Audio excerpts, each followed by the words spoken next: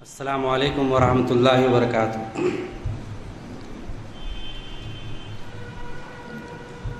الحمد للہ رب العالمین والصلاة والسلام علی سید المرسلین وعلی آلہ وصحبہ اجمعین، اما بعد فقد قال اللہ جل وعلا فی کلامہ المجید، اعوذ باللہ من الشیطان الرجیم، بسم اللہ الرحمن الرحیم، ذالک الکتاب لا ریب فیہ۔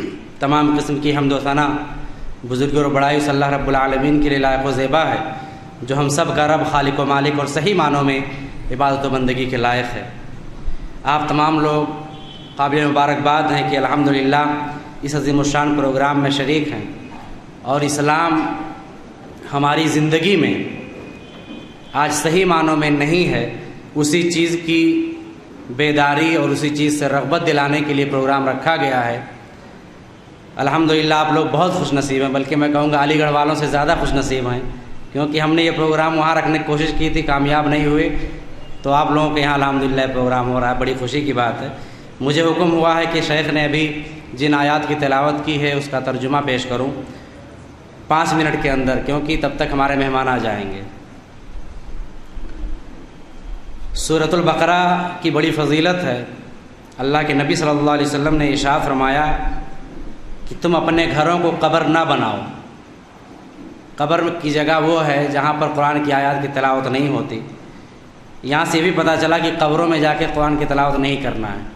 اللہ کے نبی نے کہا کہ لا تجعلوا بیوتکم قبورا، تم اپنے گھروں کو قبر نہ بناؤ۔ کیوں؟ فإن البیت الذی تقرأ فیہ سورۃ البقرہ لا يدخلہ الشیطان، کہ جس گھر میں سورہ بقرہ پڑھا جاتا ہے اس میں شیطان داخل نہیں ہوتا۔ یہ صحیح مسلم کی روایت ہے۔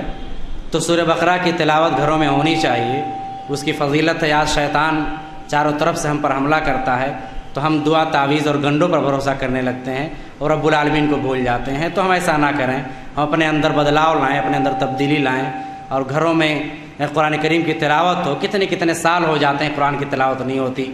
کوئی مریض ہوا، بیمار ہوا، مصیبت پر آن پڑی تو تلاوت ہوتی ہے۔ تو یہ طریقہ مسلمان کا نہیں ہونا چاہیے۔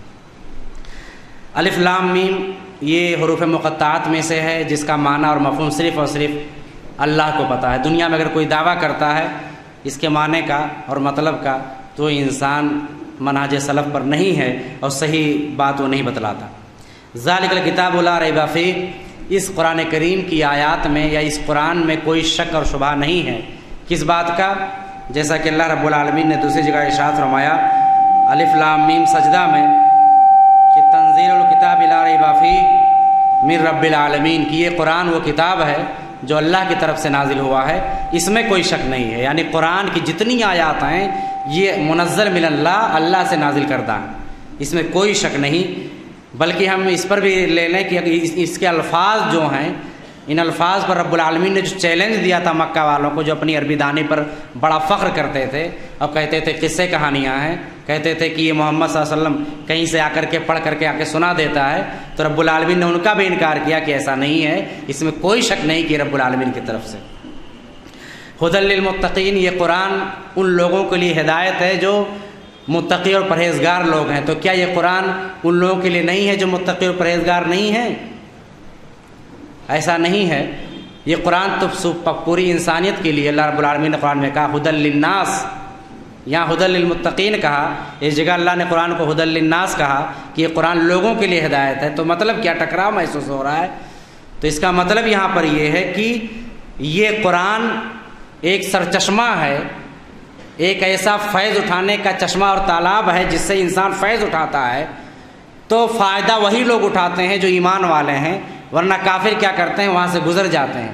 وہ نہیں بتلایا جاتا ہے کہ چشمے سے شراب ہو جاؤ، پیو گے تو تم کامیاب ہو جاؤ گے، یہ دنیا حقیقی زندگی نہیں بلکہ مرنے کے بعد کی زندگی ہے، تو اس پانی کو پی لو، وہاں کامیاب ہو جاؤ گے، تو کترا کر کے نکل جاتے ہیں۔ تو مراد یہاں پر یہ ہے کہ صحیح معنوں میں اگر قرآن کریم پر ایمان کسی کا ہے تو مسلمانوں کا ہے۔ یہ اور بات ہے کہ آج مسلمان ہی، اسی لیے رب العالمین نے متقی کہا، پرہیزگار کہا، اور ہم سب بھی مانتے ہیں متقی اور پرہیزگار اسی کو جو تمام برائیوں سے، سماج کی تمام آلودگیوں سے، سماج کے تمام رسم و رواج سے کٹ کر کے رہتا ہے۔ تو سارے لوگوں کے زبان پر بھی بات آ جاتی ہے کہ یہ بڑا متقی ہے۔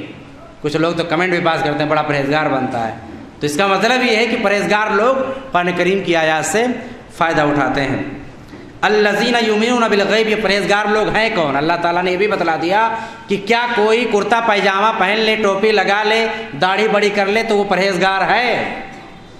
ایک پنڈت بھی تو کر سکتا ہے کہ نہیں کر سکتا؟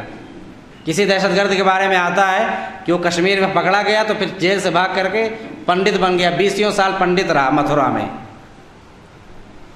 یہ ایک فلم کی کہانی ہے، جا کر ڈھونڈیے گا مت۔ تو کوئی چہرہ بدل کر کے، کئی مشہور ہے باقاعدہ کہ کتنے یہودی ہیں جو امام بن کر کے کئی سال تک سعودیہ میں کام کرتے ہیں۔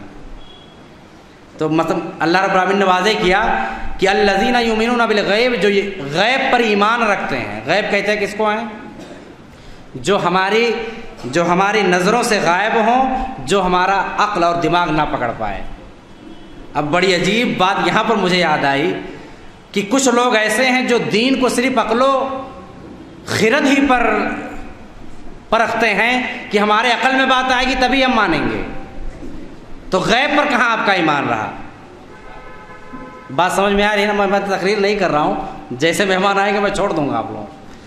تو یہاں سے اندازہ کریے، غیب کہتے ہی اسے جو ہمارے عقل و شعور قبول نہ کر پائیں، جو ہمارے عقل و شعور سے اوپر ہوں، اس پر ہم کو ایمان لانا ہے۔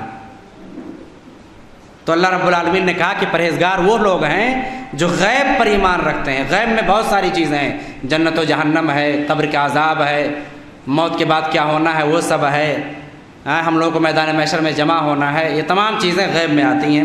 جو ہم نہیں دیکھتے وہ بھی غیب میں ہیں۔ تو رب العالمین نے کہا کہ جو لوگ غیب پر ایمان رکھتے ہیں وہ لوگ کیا ہیں؟ وہی متقی ہیں۔ وَيُقِيمُونَ الصَّلَاةَ، کوئی کہتا ہے کہ میں غیب پر ایمان رکھتا ہوں، نماز نہیں پڑھوں گا، تو اللہ تعالیٰ نے اسے بھی متقی سے نکال دیا، نہیں تم متقی نہیں ہو۔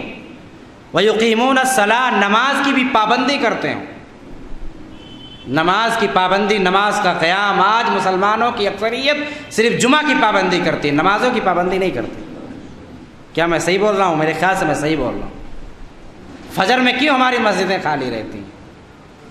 بازار کے ٹائم میں مسجدیں کیوں ویران رہتی ہیں؟ دکان جس وقت سب سے اچھا چلتا ہو اس وقت اپنی دکان بند نہیں کر کے نماز کو قضا کیوں کرتے ہیں؟ اس کا مطلب ہمارے اندر تقویٰ بہت کمزور ہو چکا ہے۔ اللہ رب العالمین نے کہا متقی کون ہے؟ جو نماز کی پابندی کرتے ہیں۔ وَمِمَّا رَزَقْنَاهُمْ يُنْفِقُونَ، اور ہم نے جو انہیں روزی دیا ہے، جو مال دیا ہے، جو دولت دی ہے، اس میں سے خرچ کرتے ہیں۔ خرچ کرنے کی دو شکل ہے، ایک تو ہمارا مال اتنا پہنچ جائے کہ اس میں زکوٰۃ فرض ہو جائے تو اسے ادا کرنا جو واجب عمل ہے، اور دوسرا صدقات و خیرات کرنا۔ اللہ کے بندے جو ہیں وہ رب العالمین کے راستے میں خرچ کرتے ہیں۔ آج اللہ کے بندے ایسے ہیں کہ دنیا کو کمانے کے لیے، دنیا کو حاصل کرنے کے لیے، دنیا کی لذتوں کو پانے کے لیے پورے کے پورے پیسے قربان کر دیتے ہیں۔ ابھی کل شاید اعلان ہوا کہ بائک سستی ہے، کچھ ہزار سستا ہو گیا بائک خریدنے والوں کو 20,000 25,000، کتنے لوگ بھیڑ لگا لیے بائک خریدنے میں، نمبر لگا کر کے اس کو بائک دینا پڑا۔ لیکن وہیں پر اگر یہ کہہ دیا جائے کہ اللہ کے راستے میں کچھ خرچ کر دو تو جیب سے پیسے نکلتے ہیں؟ نہیں نکلتے۔ تو رب العالمین نے کہا کہ متقی میرے وہ بندے ہیں جو اللہ کے راستے میں خرچ کرتے ہیں۔ یہاں میرے کہنے کا مطلب یہ نہیں کہ آپ اپنے لیے بائک نہیں خرید سکتے، میں ایک بات کہہ رہا ہوں آپ خرید سکتے ہیں، یہاں پر بھی خرچ کرنے کی ضرورت ہے۔ اللہ والے بہت ماشاء اللہ خرچ بھی کرتے ہیں۔ والذین یؤمنون بما انزل الیک مما انزل من قبلک، اور مومن اور متقی وہ لوگ ہیں جو ایمان رکھتے ہیں اس چیز پر جو رب العالمین نے نبی کی طرف نازل کیا، یعنی قرآن کو۔ یعنی مومن جو ہے وہ قرآن کریم پر ایمان رکھتا ہے۔ ایسا نہیں ہے کہ قرآن کریم کی کوئی بات سنے اور ایک کان سے سنے دوسرے کان سے نکال دے۔ آج مسلمانوں کی اکثریت یہی کرتی، ہزاروں جلسے ہوتے ہیں، ہزاروں تقریریں ہوتی ہیں، ہزاروں واعظ و نصیحت ہوتے ہیں، لیکن ایک کان سے سننا دوسرے کان سے نکالنا مسلمان کا شیوا بن چکا ہے۔ اللہ نے کہا نہیں، یہ بھی متقی نہیں ہے، یہ بھی پرہیزگار نہیں ہے۔ پرہیزگار کون ہے؟ جو رب العالمین کے کلام پر ایمان رکھتا ہو۔ اور ایمان کس کو کہتے ہیں؟ دل سے تصدیق، زبان سے اقرار، اور اپنے اعضاء اور جوارح سے عمل کرنا۔ ہم نے منہ سے کلمہ پڑھ لیا، دل میں اس کی تصدیق کر لیں، اب اپنی زندگی میں اسے لاگو کریں، اپلائی کریں، اس کو کہتے ہیں ایمان۔ اسی طرح سے متقی وہ لوگ ہیں جو ان سے قرآن سے پہلے جو کتابیں نازل ہوئی ہیں اس پر بھی ایمان رکھتے ہیں۔ قرآن سے پہلے جتنی کتابیں نازل ہوئی ہیں ایک مسلمان کو اس پر ایمان رکھنا چاہیے۔ لیکن ایمان رکھنے کا مطلب یہ نہیں ہے کہ ان کتابوں پر مکمل عمل بھی کیا جائے گا، نہیں۔ کیونکہ ان کتابوں کے اندر کتنا زیادہ رد و بدل کر دیا گیا۔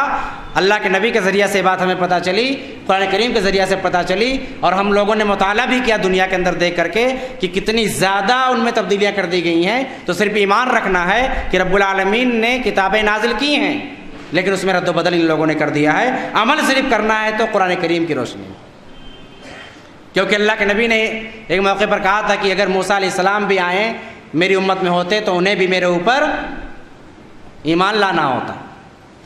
اور زبور، تورات کس کے اوپر نقال؟ تورات، زبور، انجیل موسیٰ علیہ السلام کو وہ دیا گیا تھا، کیا کہتے ہیں اس کو، ایک صحف ابراہیم و موسیٰ، ایک صحیفہ دیا گیا تھا، وہ 40 دن کے لیے جو سفر پہ گئے تھے۔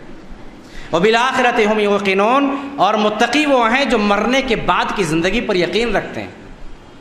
آج ہمارا معاشرہ کیا کر رہا ہے؟ وہ مرنے کی بعد کی زندگی سے مکمل غافل ہے۔ کوئی مر گیا اچانک، تب اسے اللہ تعالیٰ یاد آتا ہے، اور تب جا کر 2-3 دن نماز پڑھتا ہے، اس کے بعد پھر بھول جاتا ہے۔ دنیا کی تڑپ میں ایسا مشغول کہ آخرت کو بھول گیا۔ تو اگر ہم یہ کہیں کہ رب العالمین یہاں متقی ہم کو نہیں کہتا تو کوئی مذاق نہیں، ہم لوگ متقی کہلانے کے لائق نہیں۔ ہم سب کو اپنے اپنے ایمان کا جائزہ لینے کی ضرورت ہے۔ اولئک علی ھدی من ربہم، اور اپنے رب کی جانب سے یہی لوگ حقیقت میں ہدایت یافتہ ہیں، یعنی صحیح معنوں میں رب العالمین کی سند جسے مل سکتی ہے، سرٹیفکیٹ جسے مل سکتا ہے، وہ ان صفات کے حامل لوگوں کو، جن کے اندر یہ کوالٹیز ہوں گی، وہ رب العالمین کی نظر میں اچھا ہے۔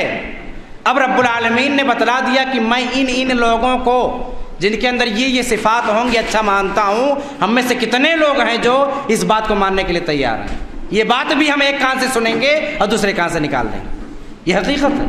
تو ہم سب کو اپنے ضمیر کو زندہ کرنے کی ضرورت ہے۔ جو ضمیر مر چکا ہے، جو ضمیر آخرت کو بھول چکا ہے، جو ضمیر موت کو بھول چکا ہے، جو ضمیر یہ بھول چکا ہے کہ رب کائنات کے سامنے حاضر ہو کر کے ذرہ ذرہ اور پائی پائی کا حساب دینا ہے، اس ضمیر کو زندہ کرنے کی ضرورت ہے۔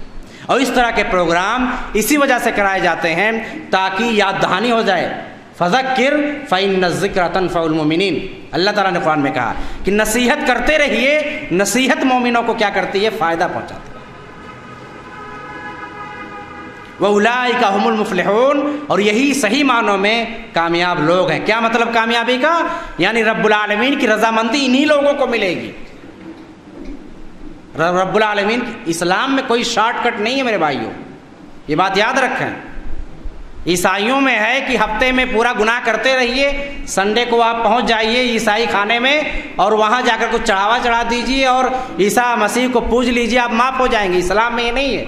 اسلام میں آپ کو محنت بھی کرنی ہے، آپ کو دنیا بھی کمانا ہے، دین کو بھی دیکھنا ہے، آخرت کو بھی سنوارنا ہے۔